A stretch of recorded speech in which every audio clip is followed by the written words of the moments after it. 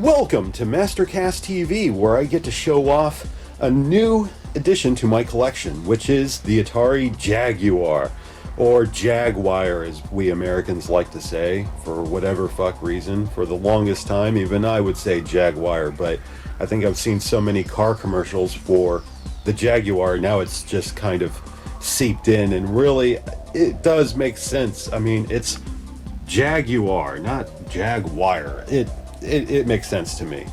But anyway, this is exciting for me because, believe it or not, I've wanted a Jaguar for a very, very long fucking time. I mean, sure, even when it came out, I kind of knew it wasn't going to last. It just wasn't. After seeing what Sony was doing, what Sega had in store for us, as well as Nintendo with the Nintendo 64, or at that time I still called the Ultra 64, I just got this feeling the Jaguar wasn't going to make it. It's sad to think, because I find it really fascinating, and really I'm old enough where, like, the first game consoles I ever played were Atari, VCS, and ColecoVision. Those were my introductions to video gaming. Way before my brother actually bought a Master System. So Atari still has a fond place in my heart. And I thought this was sexy as shit, even though the one thing that still bothers me to this day is no dust cover for the cartridge slot. I always thought that was strange, even with the VCS and 5200 and 7800. It's like, why not put that there? But anyway, my girlfriend has a buddy. His name is Brian Timmerman. He's a great guy. Or Tinnerman, excuse me. If I murdered your fucking name, I apologize. But we had met at a party, and he told me how he had a Jaguar. And I'm like, oh my god, if you won't sell it to me, let me help you sell it if you don't play it. Because I know plenty of people that would love the fuck out of this thing. And he's like, I'll just give it to you. And I'm like, well, you don't have to do that. I mean, these things go for a bit nowadays. He's like, no. Fast forward several months, I thought he had kind of forgotten about it, that maybe, he had changed his mind or something. But then, just a few days ago, my girlfriend was hanging out, and he just gave this to her, along with the games, an extra controller, which is going to be great, so I can torture Mickey with that, and 6 games altogether, for free. And it's astonishing to me, between Olivia giving me a 3DO and now Brian with the Jaguar, I'm like, fuck, I don't deserve this kindness, but I was like super fucking excited. This is pretty much everything except for the hookups, which are currently connected to my TV. I just pulled everything out so that you could see what all I got. But it's the console, 2 controllers, 6 games, RF connection, which looks absolutely fucking atrocious. RF has not aged well. I've grown so used to, at the very least, composite. So looking at it in RF, it's really strange, especially since playing Cybermorph. It's especially bad with Cybermorph. Whenever I play it using RF, whenever I hit up or down on the D-pad, there's a bit of visual static on the screen. I don't fully understand why it does that, but it does, and it's really distracting, so it's made it very difficult to enjoy Cybermorph. Believe it or not, I do like Cybermorph. A lot of people have talked shit about this game, but let me talk about the games for a moment. I have gotten a chance to play all of them, but I tried Cybermorph first. I remember the AVGN episode, and it didn't dissuade me. I'm like, it can't be that bad. I've played many games where he said he's had great difficulty playing them, only for me to be like, no, this isn't bad. If you pay attention, excuse me, the Taco Bell's trying to escape. If you play it for just a few moments and pay attention, this game is actually really fucking easy. I damn near beat it on my first try. The only thing I would criticize is that, yeah, visually it's very bland. When compared to something like Shadow Squadron, which also uses flat shaded polygons and shit, it's not as exciting to look at, but the frame rate is really pretty good, and it's diverting. Like, it kept me engaged long enough to get down to the last two worlds. I'm like, what the fuck? The only reason I stopped playing was so that I could try other games, because I only had so much time in a day. You know, I don't want to spend every moment just playing one game. But yeah, I actually like Cybermorph. I think this one gets a bum rap. Zool 2, played it for about half an hour, and it kind of frustrated me. But at the same time, I think visually it looks very good, and the music I think is great, except for during the opening title sequence. It just sounds like sonic chaos, and it's kind of distracting. But otherwise, pretty good. I'm glad to have that.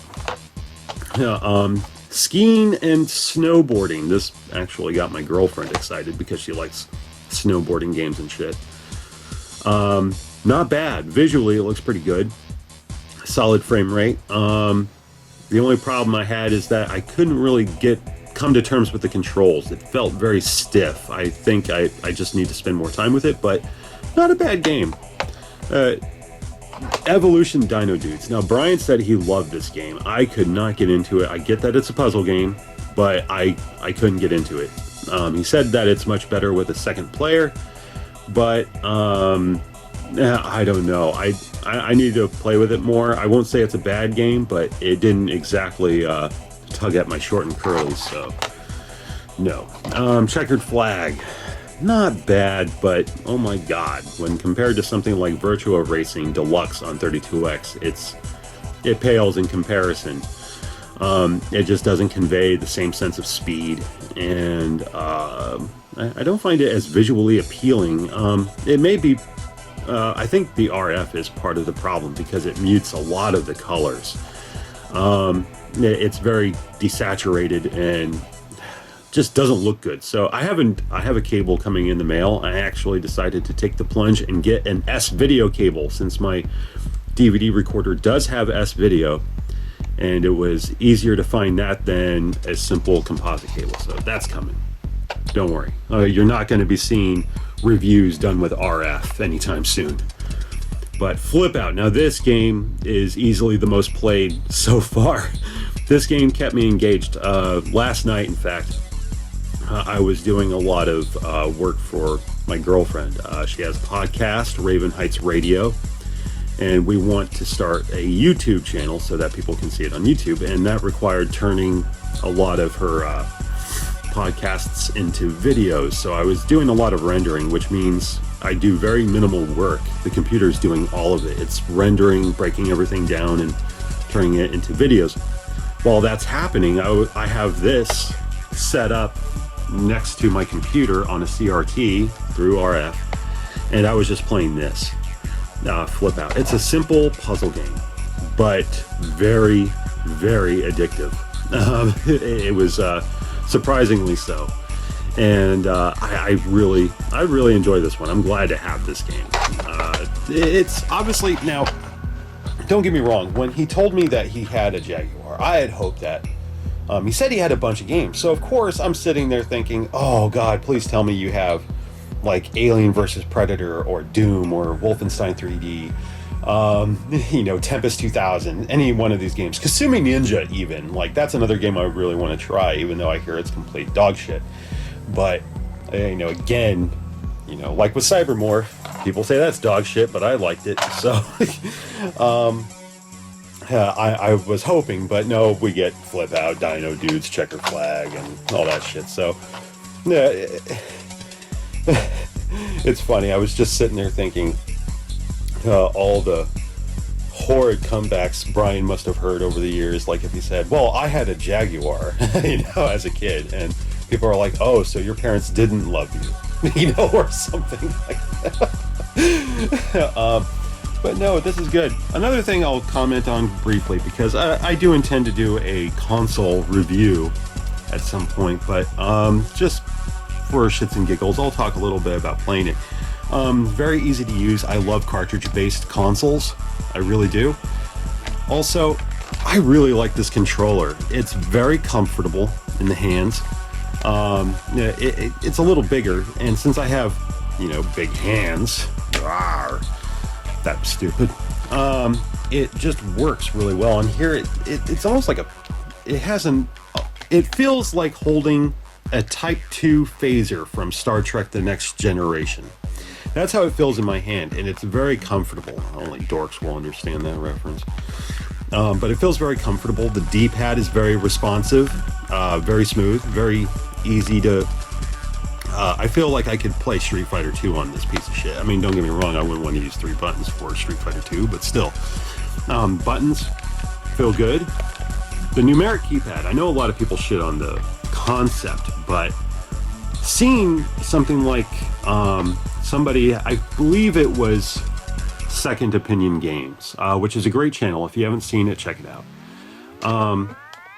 Yeah, he talks a lot about the Jaguar and a lot of the games, and he has a lot of enthusiasm and excitement, and I feel like he gets it. He gets the hardware. And one thing he pointed out, having the buttons like this, it makes it very easy to pick a weapon on the fly. Like, oh, okay, I want to go back to the pistol. Well, I'll hit 1. I want to go to the machine gun. Oh, I'll go to 3. That's how the keypad can be utilized. It gives you like instant access, as opposed to playing something like, I don't know, playing it on, say, Genesis or whatever. Having to hit a button, then in conjunction with the D-pad, cycling through a weapons list. It's all assigned to the numeric keypad, so you can just go directly to it. I like that. I think that's actually a really good idea. It didn't make much sense to me for game consoles like the ColecoVision, where games weren't terribly sophisticated, but for first-person shooters or even some other games I may not be aware of at this point in time, the numeric keypad I think makes sense. I wouldn't want it to be done like in television, like playing Tron, and you have to use these buttons to decide where the disc goes. That would be dumb, but having it as an extension of the options and just being able to go, oh yeah, I want the Gatling gun back, 5. That's kind of cool. I like that. So far, I am fucking loving the Jaguar. I really am. I've wanted this since I first played it at Incredible Universe. If you're not familiar with Incredible Universe, imagine a Best Buy, but better. Like, even better than what Best Buy used to be. Remember when they had a huge DVD selection and a huge selection for CDs as well? Like, take that time and, like, ×2. That's what it was like. Especially the video game section. It was fucking incredible. Because I think the first Incredible Universe I went to was in Washington. And I'd gone there with my mom and my brother. And we went to the video game spot. And it was mind-blowing. Because they had so many kiosks with like all the latest shit out and ready to play. They had fucking PlayStation, 3DO, the Jaguar. And at that point, I think the Nintendo 64 had just come out. Because I remember playing Shadow Squadron. Or not Shadow Squadron, Shadows of the Empire. So it had been out a little bit, and they still had the Jaguar on a demo kiosk, and you could still play it, and you could still buy games. And that was my first real experience with it, and they had Alien vs. Predator on it, and that was my first taste. And I remember, god damn, I wish we could get a Jaguar. The PlayStation won out at the time because it was cheaper than the Saturn, which unfortunately was a factor. And it had Twisted Metal, which was a game I knew we would all play. And my mother knew that, so we bought a PlayStation over Saturn and Jaguar. We had to think ahead. We didn't have a lot of money to go around. So it was a luxury to buy a game console. So you had to really think, is this going to be around for a while? And is there shit on there that we fucking love playing? And playing Twisted Metal, that won us over. That was, we're getting a PlayStation. And later, of course, Mom got Tomb Raider. My brother got Resident Evil. Later, Metal Gear Solid came out, and I fucking loved it. So I never regret the PlayStation purchase. But there were so many great consoles out at that time I wanted. And Jaguar was one of them. And my first experience with it was Alien vs. Predator, and I thought it was great. So that's in the mail too. It's cartridge only. No overlays, which is a shame because the controller would come with overlays and you would see, what weapon is which, pulling up the map, whatever. I know I can just read up on it and know what's where, but I would love to have the overlays at some point. I'll have to maybe cannibalize it and just find like a box on sale on eBay or some shit. But that will happen. One of these days, it will happen. Anyway, this is the Jaguar. I'm very glad to have it. I can't thank my girlfriend and Brian especially enough for this. It's kind of wow. It was very much like me at Christmas when I was 8, and my mom brought a shit ton of Power Rangers home because she worked at Toys R Us and was able to snag a bunch, for an employee discount. It was great. And that's what it felt like. And I don't feel like that too often. So I'm very grateful whenever I can kind of have that experience again. I'm just looking forward to getting the new Cable and Alien vs. Predator. Eventually, I'd like to get Tempest 2000 and Kasumi Ninja, Skyhammer. Again, thanks to Second Opinion Games for turning me onto that one. I really want to get more games and dive into the console and explore it for myself, rather than just keep watching videos about it. So it's going to be fun. Hopefully, you're cool with that, because I know I'm mostly a Sega channel. I talk about the Saturn, I talk about the Genesis, especially the 32X. I love the 32X, but now I've branched out. I've talked about 3DO, Nintendo 64, and now PlayStation with the Metal Gear Solid review. I just want to expand. I want to do more because there's so much about the gaming universe I want to see and experience, and hopefully you'll want to share that with me. But anyway, thank you for watching. I hope this gives you something to look forward to in the future. If you're into the Jaguar, you want to learn more about it, well, I will be talking about it. So hang tight, stay cool. Next time.